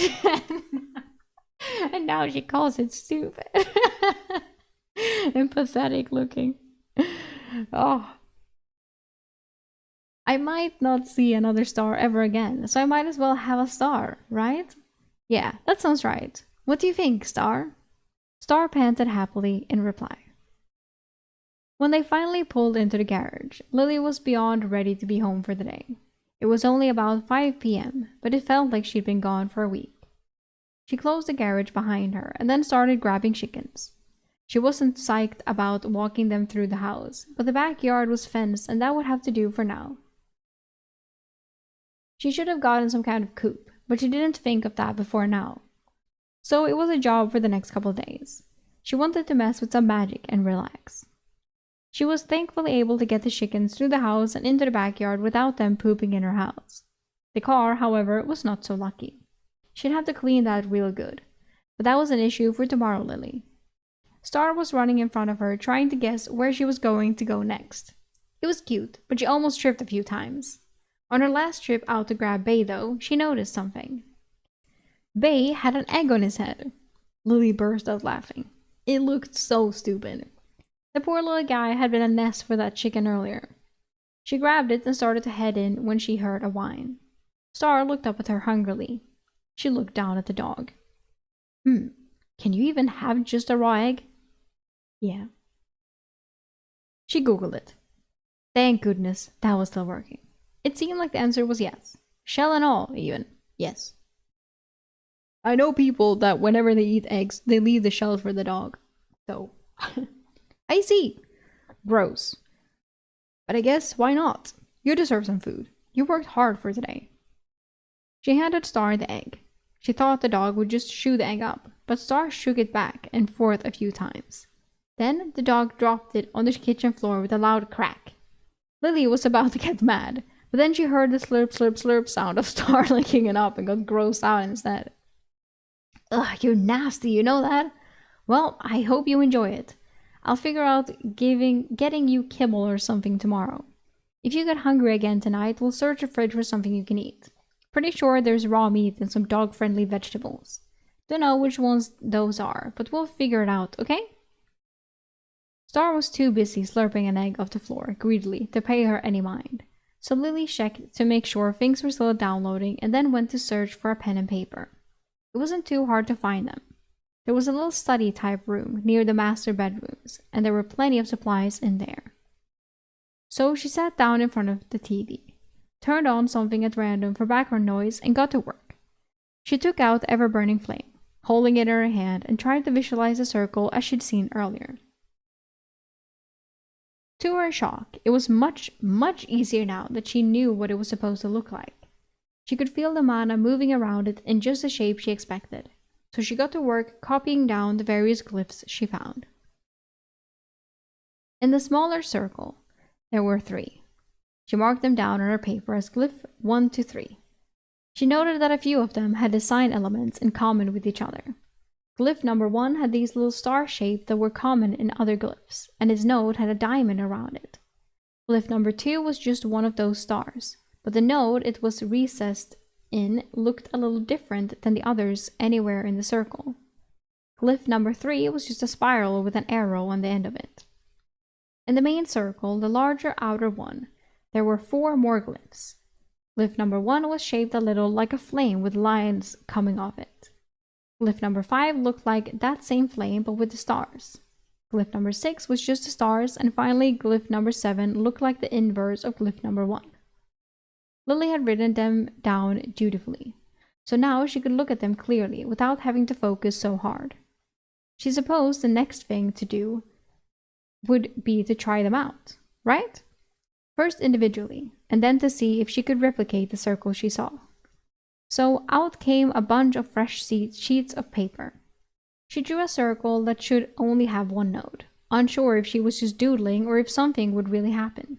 She drew in glyph number 1. Nothing happened. Lily sighed, but decided not to give up. She varied the circle a bit each time, thinking maybe she hadn't quite gotten it right for what only one node would look like. Okay. Glyph number 2 also did nothing. Star wandered in and laid next to her, seemingly content having devoured an egg. Lily continued drawing. Glyph number 3 did nothing. So did 4 and 5 and... wait a second. She was halfway through drawing number 6 when something caught her eye. A little flicker. Something moving in the air. She looked at glyph number 5. Sure enough, there was a very slight disturbance forming above it. Staring for a moment, she got a sense for it. Mana was gathering. Just in a small ball above the sheet of paper. It was very slight, not even as much as was normally around the ever-burning flame, but it was there. She could see it. It was growing very slowly. Lily shook Star to get the dog's attention and pointed at the little sphere of mana. See? See? Can you see it? I'm not crazy, right? It's there, right? You can totally see it. Star sniffed the air and started to whine. Oh, do you not like it? Don't worry, this one should be safe. It's made of paper and it's not on fire. The dog whined louder. It's fine, see? Lily put her hand into the sphere. It felt a little tickly, but that was it. No danger at all. Star whined more urgently and stood up, walking in a small circle near Lily. Lily sighed. Look, you don't have to support me doing this, but just don't be a pain about it, alright? Star peed on the floor. Why? Why? Ah, of course. Of course. Chapter 15. Star was a boy. He had lifted his little leg and peed all over the floor in front of Lily's magic studies. At least now she knew one additional thing. She grumbled to herself about it as she went to find cleaning supplies. When she got back, she noticed something odd. The pee is magic! Star is peeing mana! It was notably colder in this room, close to where she had been studying. Like 10 degrees cooler at least. She shivered slightly. That was weird. Her mind went to ghosts first, but then she got a grip and realized it must be her magic practice. One of these glyphs must be lowering the temperature somehow. Well, that made sense. She had assumed that the spell was creating fire without heat. But if the spell was creating fire, then cooling it down, that could also be the case, right? Wait, did that mean magical air conditioning was simple and easy? That's kind of great. Especially if you just have to draw it on a piece of paper and then it works. She approached her splayed out single glyph circles and looked over them for a second. She couldn't tell which it was by appearance, so she got down and started cleaning up after Star. He was reading the vibe of the room and being meek, but she was still a little mad. Okay, you're a puppy, I get it. We're going to have to work on this. I don't know why I assumed you were already potty trained. This garbage isn't gonna fly, okay? Star whined. She'd have to do some research later about how to potty train a dog. Hell, how to train a dog in general. Although she wasn't planning on keeping him long term, she could teach him how to behave around her at least. She finished cleaning up and came back to her circles. Now to find out which one of these was creating the cold. Lily poked her still growing mana sphere over glyph 5, but that didn't seem to be it. That meant one of these other glyphs was doing something. Lily was hesitant to just try running her hand over each one, but she wasn't really having any other ideas. So she reached out and put her hand over glyph number 1, then number 2, and so on. The instant she put her hand over glyph number 4, she yelped and pulled it back. It was cold, right there. The skin on her hand nearly instantly turned red as if all of the heat had drained from it, and it hurt. It brought back memories of yesterday morning on the boat. The glyph was the one with a little flame and 3 stars coming out of it. Meanwhile, the one steadily gathering mana above it was 5 of the same stars in a pattern. None of the other glyphs seemed to be doing anything. So was this one generating mana too? From heat, maybe? Okay, but how did she turn it off? Lily stared at it, puzzled. Wait, it generates mana? She was prepared for a cold spell to be using mana up, but when she thought about it, it did make a sort of sense. Heat was just another form of energy, right? So it's a converter, with the side effect of being an air conditioner. That was pretty cool. But how cold would it get exactly? It already hurt. Yes, she should turn it off until she figured out how to limit or contain it. She looked around for a tool she could use without her hand getting too close. She wandered into the kitchen and grabbed a big chef knife that was in the knife block on the counter and went back to the circle. She took a few deep breaths to steady herself and swung down carefully, not to get her hand close to it. The circle broke. Boomp! A blast of, not air exactly, exploded from the broken circle and filled the room.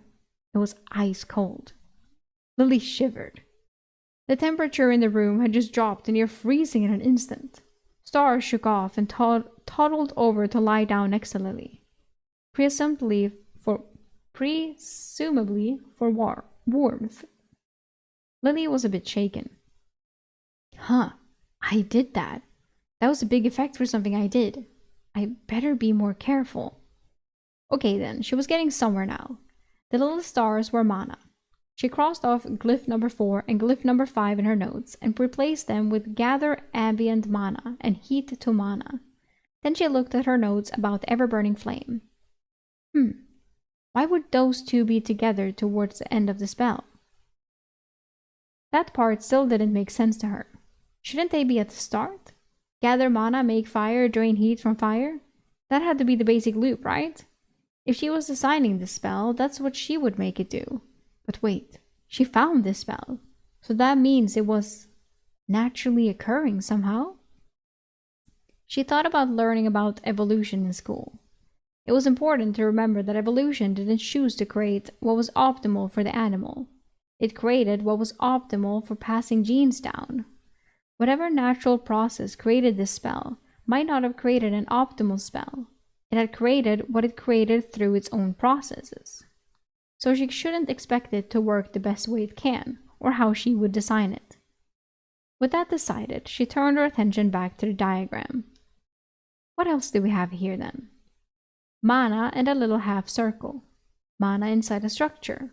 A spiral arrow. Fire with lines. And mana inside and outside of that same little half circle. Plus some unsolved mysteries.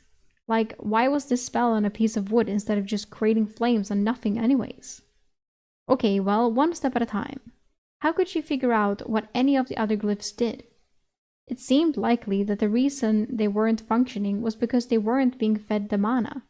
So all she needed to do was create a circle with the mana generating glyph connected to the ones that used it, right? Well, that was easier said than done. It was still quite cold and Lily was feeling cautious. She could really hurt herself if she wasn't careful. It was time to rethink doing this in her living room with no protection. I was just thinking this time, and I was like, okay, after this sentence is done, I'm going to talk about it. I was like, she should do it outside. She shouldn't do this inside in the living room. But now she beat me to it. Hey Star, why don't we take a trip while I think this over? She looked down at the puppy and ran a hand through his fur.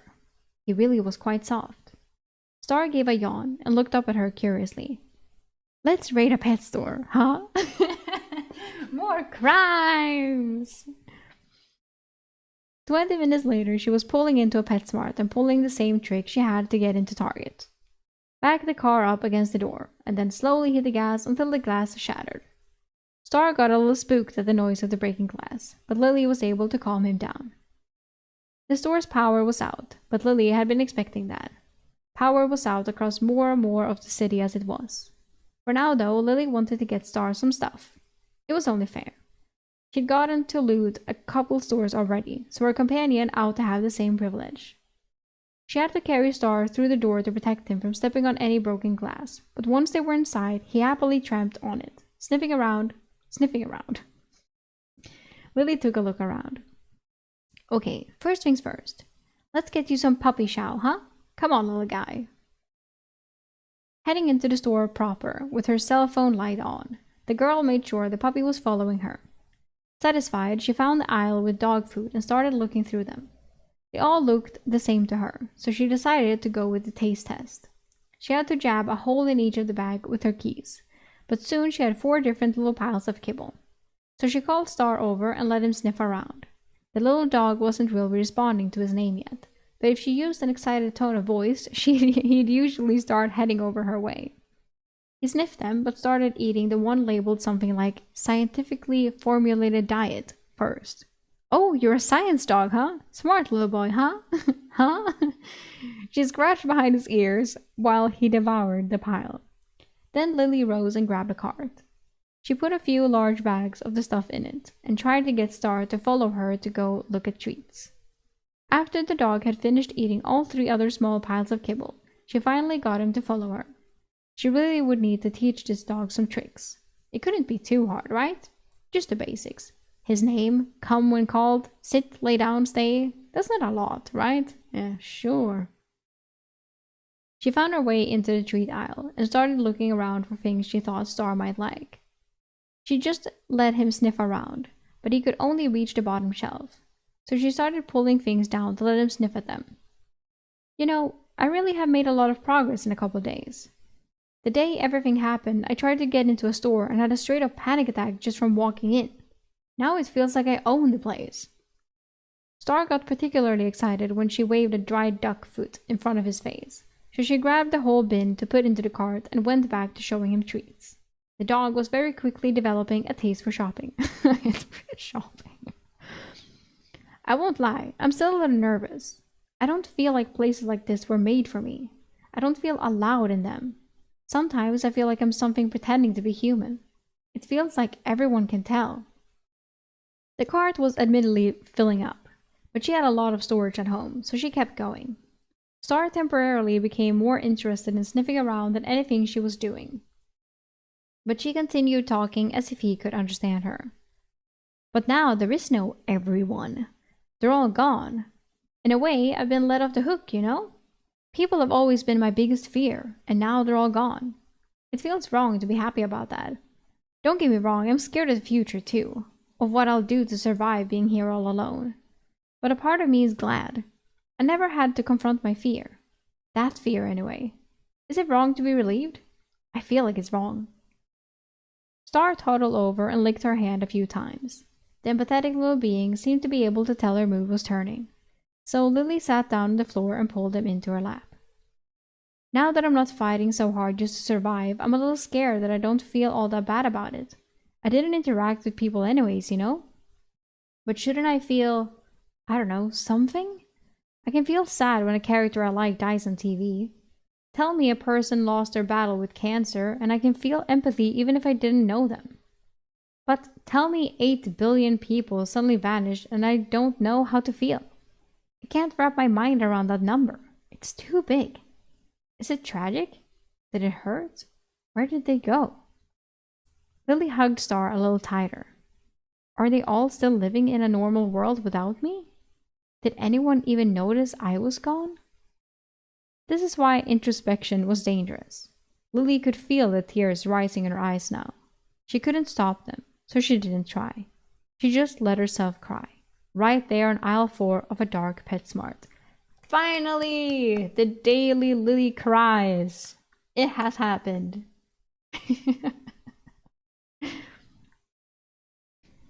It really doesn't matter.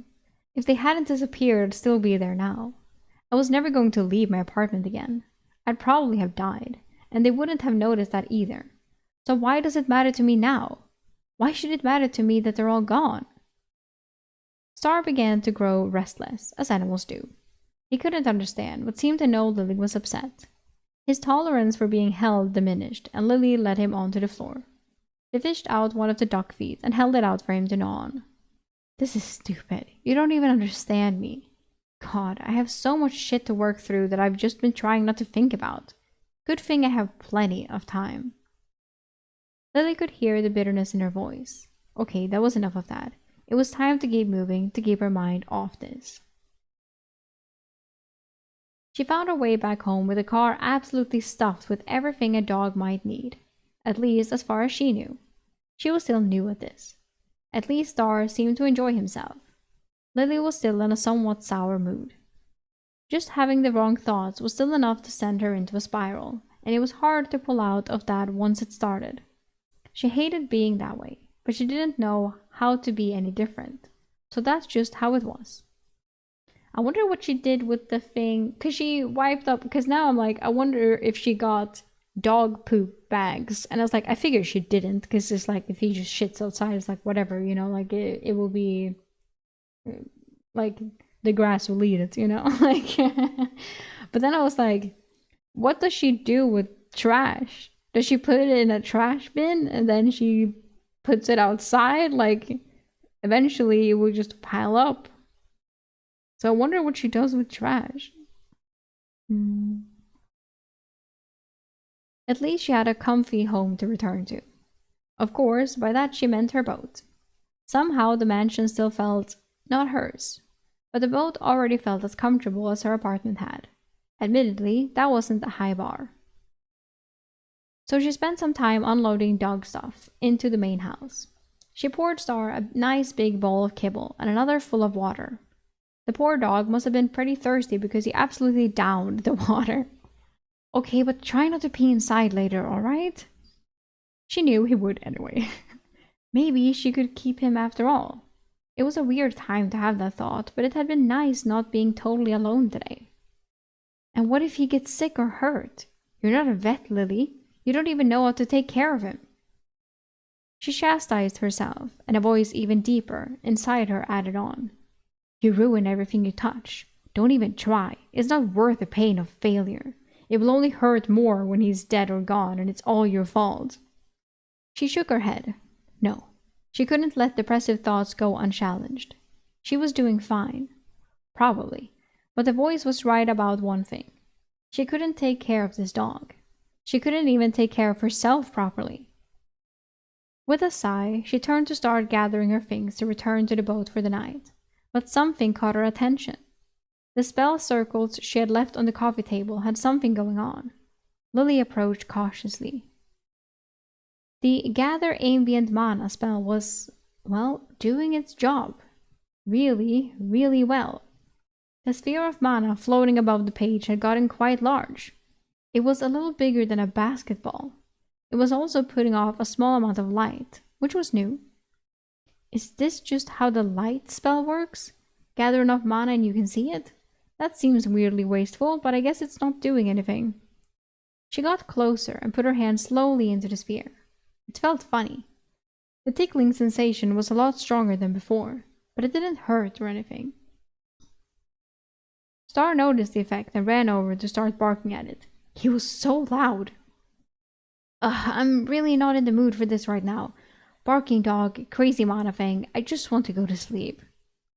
Maybe she can dig a hole for the trash. True. That she could do. Star started barking even louder. Lily gritted her teeth. It's just magic, Star. I've got it under control. Sure. It's confined to the paper. See? It's in the circle. God, shush! Let's just go out to the boat so you don't have to see it, okay? Lily reached for the dog, but he wriggled away and kept barking. He was barking more at her than at the spell. That was weird. Hey, buddy, are you okay? It's fine. The spell isn't going to hurt you. I'm not going to hurt you. Bark, bark, bark. What? Did you not like the food after all? What is this? Bark, bark, bark. Lily was getting fed up. She walked over to the circle again. Then she noticed it was doing something new. When she got really close, she could hear a low humming noise. Better not fucking explode. Oh, is the noise bothering you? I know dog ears are better. Star bit her ankle. Oh, not hard enough to draw blood, but it still hurt. Lily yelped and pulled back. What the heck has gotten into you? No, we're not doing this. Bad dog. We're going to the boat. What? What? Star jumped up onto the couch and threw himself at her bodily. He was at least 30 pounds, so she hit her hard in the chest and she went down, flailing. What the fuck? For a second, Lily thought she was under attack and might have to defend herself. Then, it's probably protecting her. An ear-shattering blast of sound and air came from above her. The spell popped like a balloon. The impact from the blast knocked the wind out of her. She couldn't breathe for a second. She heard Star make a low whimpering sound. She lay still, waiting to see if there would be more, but nothing came. So she sat up and looked for Star. Star was on the floor, but seemed to be breathing and gathering himself as well. He didn't look hurt. Lily was instantly relieved. Thank goodness she didn't just get this dog killed. She reached out and gave him a pet. Red. Huh?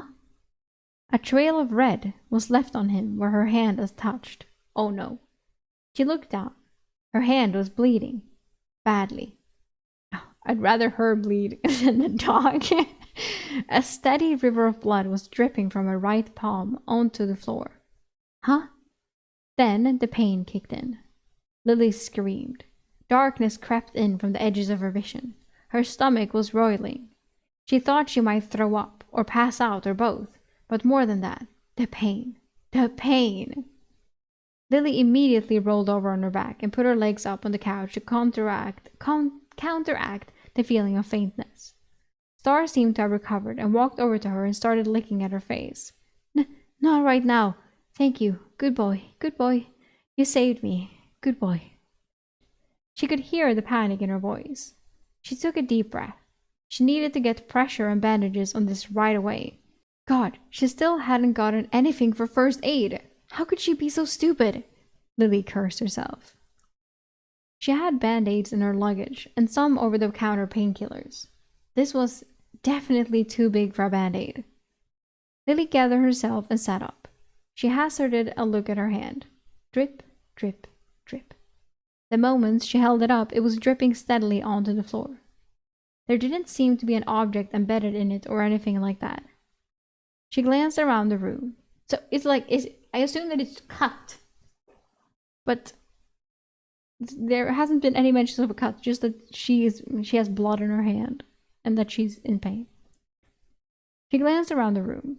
The couch behind where she had been standing had a huge horizontal gash in it, like something had swung the world's largest sword across this entire area. That could have cut her in half. No, now wasn't the time to think about that. Stew in it when the emergency was over. She focused, rinsed the wound with water, apply pressure, get a bandage, even if it was improvised. She removed her shirt and pressed it onto her hand as hard as she could. Then she rose and moved. Star was anxiously on her heels, but she couldn't think about that right now. He seemed okay. That was all that mattered. Now she had to be okay too. So it wasn't all that mattered. She forced herself to walk into the master bedroom. There was a walk-in closet there with clothes from the people who'd owned the house. She didn't know if any of them fit her, and right now it didn't matter. She grabbed a cotton t-shirt and headed into the kitchen. On the way, she stopped to grab the knife she'd used to break the heat to Mana circle earlier, only to find it had been flung across the room and was embedded in the wall. Oh damn. Lily opted to use a different knife. The pain was clouding her head, but she couldn't stop now. She couldn't think about it. She couldn't let herself think about what was happening. She just had to do what she had to do. She got to the sink and let go of her hand to turn on the water. As she turned to get a knife, a groan of pain escaped her lips, and almost made her lose focus and fall into the abyss of panic. She bit her lip, hard. Focus! She turned on the water and ran it over her hand. With some of the blood washed away, she could tell there was definitely nothing embedded in the wound. That was good. She hoped this would help prevent infection too. She was feeling a little dizzy, but she had to get this done. She had to. No passing out.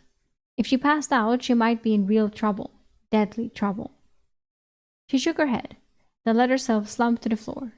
She reached up with her good hand and retrieved the t-shirt and her knife. There on the floor, she did her best to hold the t-shirt with her feet and cut it with her good hand. When she'd gotten a strip, awkwardly cut, but a strip, she laid her hand down on it and wrapped it around, tying it as tightly as she could. Then she pressed down on it as hard as she could with her good hand and sat there. Please stop bleeding. Oh god, that hurts so fucking bad. Please stop bleeding. Please. Star was sniffing her blood on the floor. Great. She couldn't be mad though. Good boy. You're so smart. You saved me. Good boy. Good dog. Good Star. Well, now she had to keep him. She let out a terrified, nervous laugh and then closed her eyes and tried to block out the pain. It didn't work. Now she had to keep him. He saved me. I have to keep him now. Oh. Okay, so today we'll learn a bit more about magic, I guess, or that Lily can at least create some type of weird magic. And we got a dog. Star the dog. And we have chickens outside that I feel are gonna fly away because I don't think that fence is high enough for chickens. But we will see next time.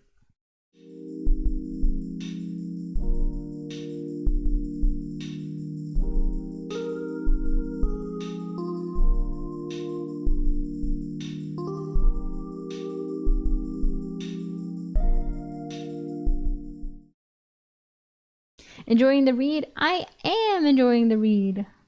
I'm mostly interested in like what is this gonna turn into, because now it's a lot of the same things, you know, like Lily trying to survive is like, yeah, but I wonder like what is it with these flames? What is the magic? I know she's getting slowly into the magic now, or fast depending on how you look at it. And she can already create some type of magic by scribbling some things. But I would like more, you know? So I hope we're getting more. But then it's also early chapters. So I still believe.